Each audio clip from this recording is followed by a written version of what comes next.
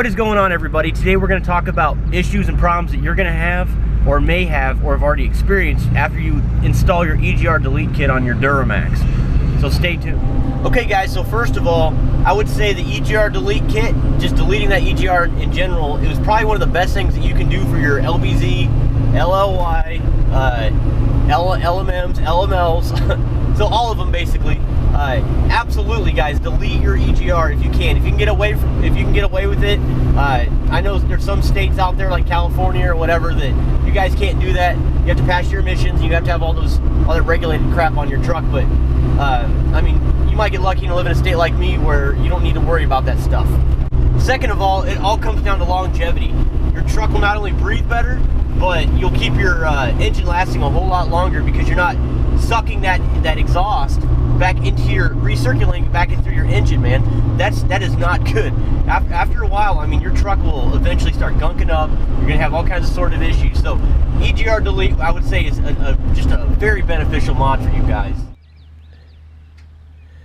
Okay guys, so if this is your first time checking in, I'm doing a review on my 2007 Duramax. So this is the LBZ version, the classic body style 07. Okay, so I'm just gonna get right into it.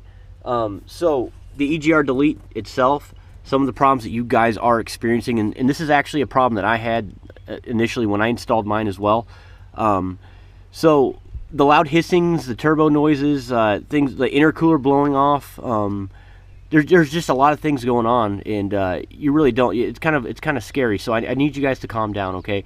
I freaked out when it first happened to me too. And there's a few things I'm gonna have you guys look for if you can't figure it out yourself right now. So hopefully this will help you. That's why I'm posting this, because these are some of the common issues that most of us are having after we install these Egr Deletes. So first of all, I'm gonna go right to the problem that I had. So initially, once I installed it, everything was good to go. Everything was fine.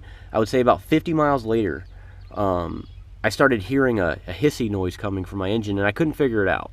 I actually put my camera in my engine. I revved it up.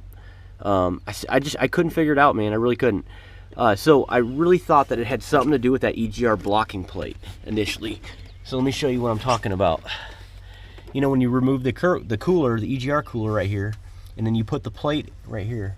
When you put to block off that up pipe right there, when you put that plate in, sometimes you have an exhaust leak, and I don't know if that's involves because you use the old gasket, or maybe the gasket's messed up. I actually, not only did I put the blocking plate in there, but I also put the old blocker plate that basically separates the Egr cooler from the up pipe, the factory one. So I doubled up on it, but that wasn't the issue.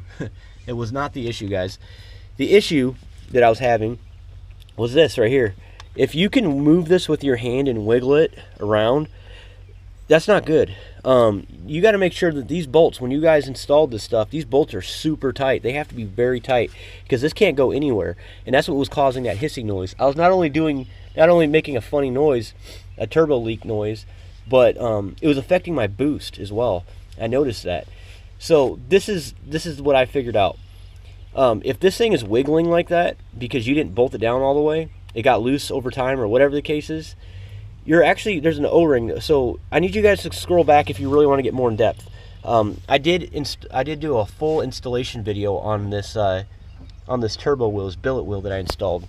So the reason why I'm telling you all this about installing the billet wheel, the reason why I'm telling you that is because I posted a video a while back, and what I did is I actually tore all this down because I was installing that wheel, and there's a Y bridge. It's called a Y bridge. It's right in between your block right here on the top, and so basically there's a huge O-ring underneath that. So when this thing's moving back and forth or left or right or whatever, eventually it's going to open up that O-ring, and it's going to get loose, guys. It's going to loose to the point where when you're under load, you're going to hear it hissing from your engine. It makes perfect sense, and that's what I figured out.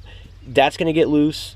That, you know, once that starts wiggling, and that's what's going to have your issues. The other issue that you may have is when you set the two studs with this up pipe right here that connects to the Y bridge, you could be leaking right out of here too. So make sure that you guys check that out. You may have to pull it off, maybe put some gasket maker right around the flange, and then couple it back up and then screw it down, bolt it down. That may help you too, but I noticed that some guys are having issues where it's leaking out right here. But I'm gonna tell you right now, if it's leaking from the Y bridge underneath here, oh my gosh, it's not fun, because you got to take this off. You're gonna have to take this off, the mouthpiece. You may have to move a few things around to reset that Y bridge. You're gonna have to push, literally with your hand, couple that thing back and push it in as tight as possible. Make sure it's sealing correctly, and then you guys got to bolt this thing down. That's I can't stress that enough. Make sure that this EGR pipe itself is very, very tight. Okay, moving on down. You know, it's obviously going to connect down here towards the pipe that goes to your intercooler. It's kind of hard to show you, but you guys can trust me. For you guys that actually already have this done to your truck, you understand. This is why I'm posting this for you. That might be an issue too, so just make sure that that's tight. There's really not much to say. I mean, it does leak down there. It's just probably because you didn't tighten it tight enough. But other than that pretty much explains it. You hear a hissy noise, you start blowing a lot more black smoke out of your exhaust pipe than normal. 9 times out of 10 is because this thing got loose after the install, and you have a turbo leak because that Y bridge up pipe right there got loose.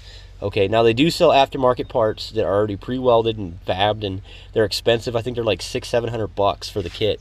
But it literally turned it into a bulletproof situation where you would never have to worry about a boost leak. And that's definitely something that I will be posting here in the near future. Hopefully I can save up my pennies and be able to do that, because that'd be pretty cool.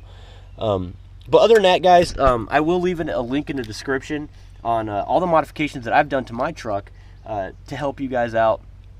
In this particular version, you know, obviously it's for the LBZ, so you know, your 05s, weird model 05 LBZs, your 06s, and your 07s. Hey guys, so overall, I really appreciate your time. Thanks for watching. I posted this video just to help some of you guys out. I've been getting a lot of emails, questions, and stuff like that in the comments on the Egr Delete video I posted last year. So I'm just hoping this will help somebody out. And if you are a subject matter expert, or hey, if there's just something that you guys did, or just some pointers that you can help these guys out, leave in the comments below. I'd like to read them, so we can kind of help each other, and that's what we're out here for, right? But again, I appreciate your time. Thanks for watching.